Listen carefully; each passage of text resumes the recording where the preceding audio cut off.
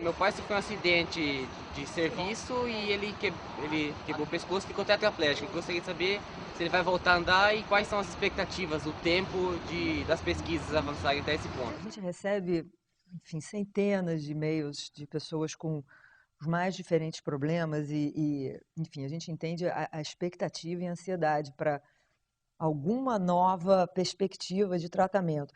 Hoje eu não sei dizer qual seria para uma pessoa. A gente não sabe esses testes clínicos que vão começar agora com as células tronco embrionárias, provavelmente no ano que vem, lá nos Estados Unidos, com lesão de medula. Eu não sei ainda em que tipo de lesão, se é uma lesão recente ou uma lesão tardia. Então, você entra aí nessa coisa que, enfim, a gente precisa desses 10 anos para ter um panorama mais claro. As pessoas têm muitas dúvidas com relação a pesquisas com células-tronco. Vamos ver algumas dessas dúvidas. Eu tenho uma criança com uma síndrome rara, tem uma Klippel-Trenaunay Weber, e eu gostaria de saber até onde a célula-tronco, essa pesquisa, pode me ajudar na cura. Gostaria de saber se as células troncos, se poderia resolver o meu problema de osteoporose. Eu tenho muitas dores na coluna, em todos os ossos, em todas as juntas, e eu queria saber se poderiam resolver o meu problema. Eu queria saber se meu bebê tem paralisia cerebral, se a célula-tronco vai resolver a solução dele. No momento, não há nenhuma terapia para nenhuma doença humana no mundo com célula-tronco embrionário. O que há é muita pesquisa básica, bastante pesquisa pré-clínica, que é a pesquisa com animais de experimentação, e como foi comentado, vão começar 2 ou 3 testes clínicos nos Estados Unidos. Então, quer dizer, existe uma perspectiva de utilização dessas células para várias doenças, mas em casos específicos, não tem como a gente mensurar até quando que a pessoa vai poder ser beneficiada ou não. Isso vale para qualquer doença no momento. Esse debate sobre a ética de utilização das células-tronco embrionárias, na realidade, serviu para despertar uma expectativa imensa das pessoas, uma esperança de cura para doenças irreversíveis. Então, qual o recado que vocês teriam a dar a essas pessoas que... Olha, eu acho que a gente tem que pedir que elas confiem na comunidade científica, que exijam investimento nisso. A gente tem uma comunidade científica capaz, que, dadas condições, a gente consegue fazer as coisas acontecerem, mas a gente precisa prosseguir com essas pesquisas com entusiasmo, mas com cautela, inclusive para a segurança dos pacientes. Isso, você fazer testes em seres humanos não pode ser feito de uma forma leviana, isso tem que ser feito de uma forma séria, para a gente não causar mal, para a gente não piorar a situação dos pacientes. Então, enfim, nós somos muito entusiasmados em relação a essas pesquisas, mas a gente precisa de tempo, de investimento, para que essa promessa possa um dia se tornar uma realidade. E os testes clínicos eles têm que ser feitos tem que passar pelo comitê de ética, tem que ser gratuitos. Vamos dizer, eu lembro há um tempo atrás, tinham médicos vendendo célula-tronco em pó. Quer dizer, então eles vendiam uma célula-tronco em pó, que não era célula-tronco, era um pozinho de não sei o quê. Pode qualquer coisa, né? E aí, então, a população, como está ansiosa por isso, acha que o nome célula-tronco é um nome mágico que resolve qualquer coisa. Então, é muito importante a população estar ciente da diferença do que é uma pesquisa séria dentro de uma instituição pública com apoio do Ministério da Saúde, o que é uma pesquisa, ou na verdade, o que é vender uma célula quando na verdade não é nada disso. Oportunismo e charlatanismo, enfim. Hoje, quer dizer, os únicos tratamentos consolidados com células-tronco é um transplante de medula óssea ou de sangue de cordão umbilical para essas doenças do sangue. Todas as outras coisas estão em fase de pesquisa. Com as células-tronco adultas, a gente tem pesquisas que estão mais avançadas, por exemplo, na área cardíaca, você tem uma pesquisa clínica com 1.200 pacientes no Brasil, quer dizer, a gente já saiu do camundongo e já está num número grande de pacientes, mas o seu médico ainda não pode te receitar isso. Em outras, a gente está já em grupos pequenos, por exemplo, em Ribeirão Preto com diabetes, o grupo do Dr. Júlio Voltarelli, e outras a gente ainda está no camundongo, como a célula embrionária no Parkinson, na lesão de medula. Como é que é essa pesquisa com relação às doenças cardíacas? As doenças cardíacas, os resultados quer dizer, você pega a medula óssea do paciente e injeta no coração dele por mecanismos que a gente ainda não entende, esse paciente pode ter uma melhora e às vezes até foi relatado pacientes que precisavam de transplante de coração e saíram da fila de transplante.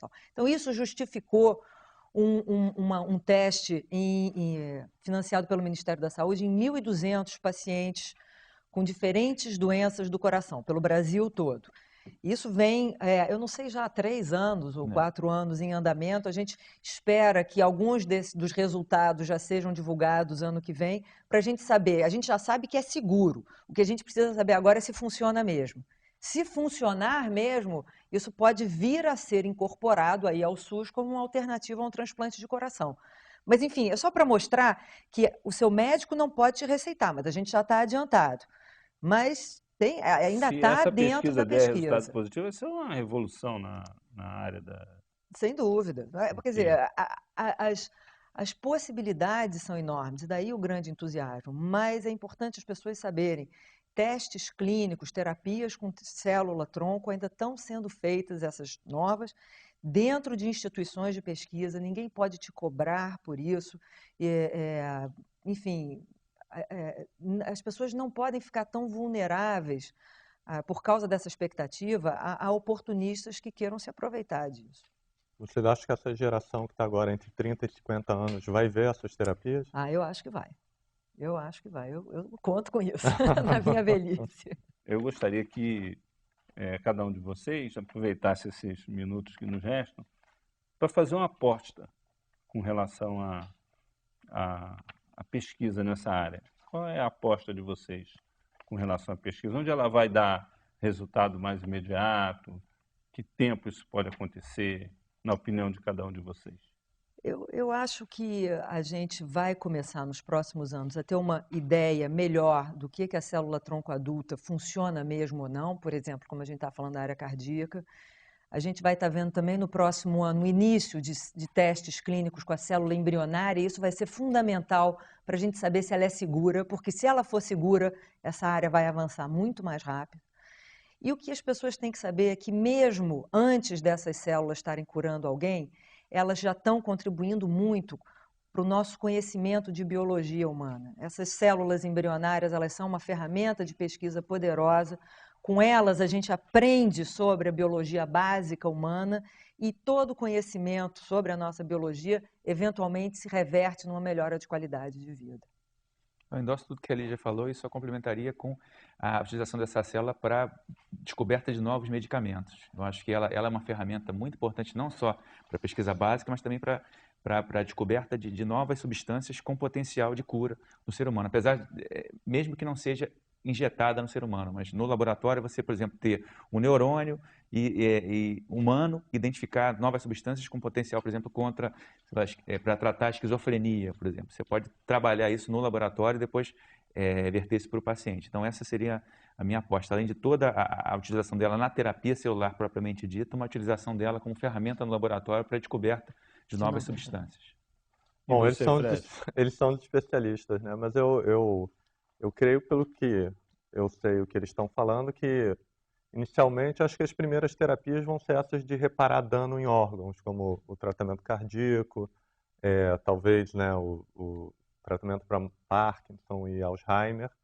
E a minha curiosidade é ver como é que essa tecnologia também vai interagir com outras, como por exemplo no caso da lesão de medula, que você tem o trabalho também do Miguel Nicolelis, lá nos Estados Unidos, que usa, né, chips e transmissão eletrônica para ultrapassar o dano que tem na medula. Bom, o 3-1 vai ficando por aqui. Nós gostaríamos de agradecer a presença da doutora Lígia Pereira, pesquisadora do Instituto de Biociências da Universidade de São Paulo, do Dr. Steven Rein, pesquisador da Universidade Federal do Rio de Janeiro, são 2 orgulhos para a ciência brasileira, e do jornalista e biólogo Fred Furtado, da revista Ciência Hoje, que nos ajudou nesse debate. Até a próxima quarta-feira.